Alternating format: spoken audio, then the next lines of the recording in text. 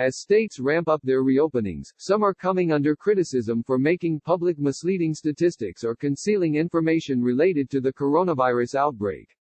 While the U.S. has reported more cases and deaths than any other country, the method for counting COVID-19 deaths varies by state.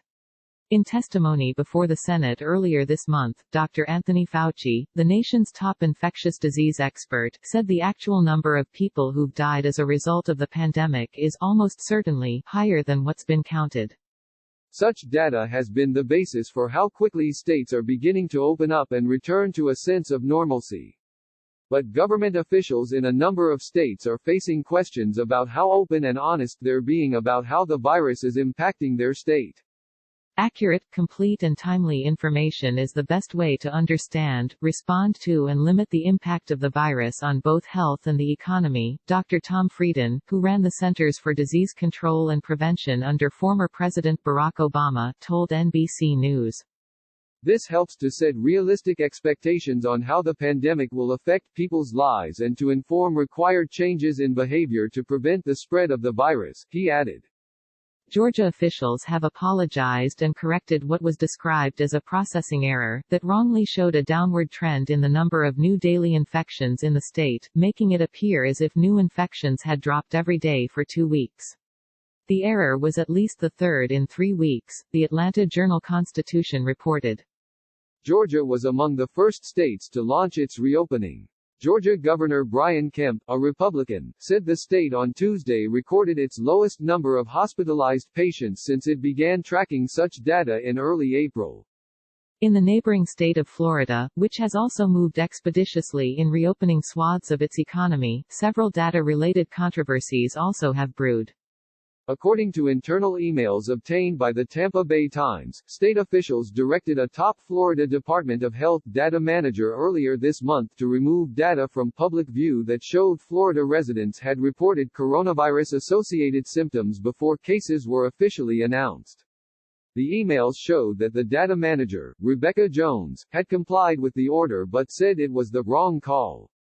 Jones was taken off her role maintaining the state's coronavirus dashboard 1 day after that directive. She told a local CBS affiliate that she refused to manually change data to drum up support for the plan to reopen Florida.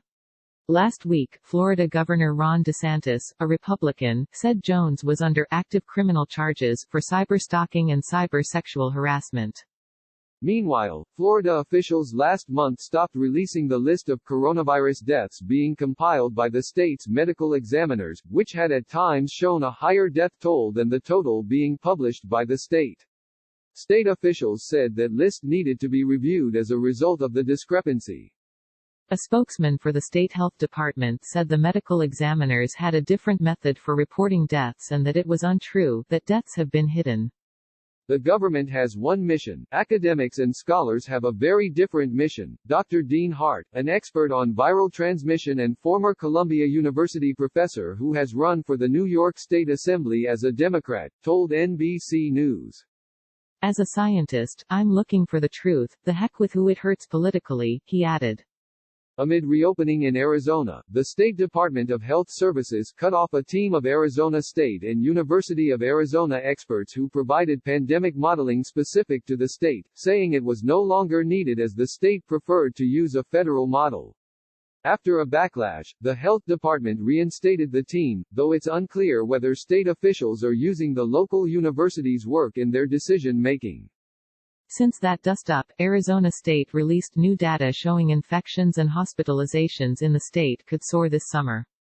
The CDC and at least 11 other states have been combining the results of viral tests showing active infections with the results of antibody tests, which show whether someone had been infected in the past, while boosting a state's total testing number. Health experts have said that practice does not give a proper picture of how the virus is spreading, the Associated Press reported. The CDC announced it planned to separate the data and some of those states have stopped doing so or committed to change course, CNN reported. In New York City, the hardest-hit locale in the nation, local officials last week released COVID-19 data broken down by zip code after pressure to go beyond the county-by-county totals that had previously been shown. Such information made it easier to understand which communities were being most affected by the virus. The top issue nationally related to the publication of specific coronavirus data involving nursing home cases and deaths, where state and local officials have faced intense scrutiny over the collection and release of such information. The virus has hit nursing homes exceptionally hard, a result of both their residents' vulnerability and policies states and localities have put into place. In one such example, Arizona officials argued this month they should not reveal the names of facilities with outbreaks because it could give those nursing homes a stigma and could lead to discrimination against them. The argument was made in response to a lawsuit from Arizona news outlets demanding the state provide information on COVID-19 cases in nursing homes and other data. In Pennsylvania, state officials released such data last week after weeks of delay and in the face of significant pressure. The federal government, on the other hand, plans to publish such information by the end of May. Hart said more information on nursing homes could paint a clearer picture of what happened specifically in New York with the spread of COVID-19. New York Governor Andrew Cuomo, a Democrat, has come under fire for his administration's March order that nursing homes must accept coronavirus patients. That order was reversed earlier this month. The group Frieden now leads as president and CEO, resolved to save lives, released a list of suggested criteria to adjust social distancing measures based on key indicators that he believes should be available in every city, state and country. Those indicators include case count trends and health system and testing capacity to create an alert index for a specific area's level of risk.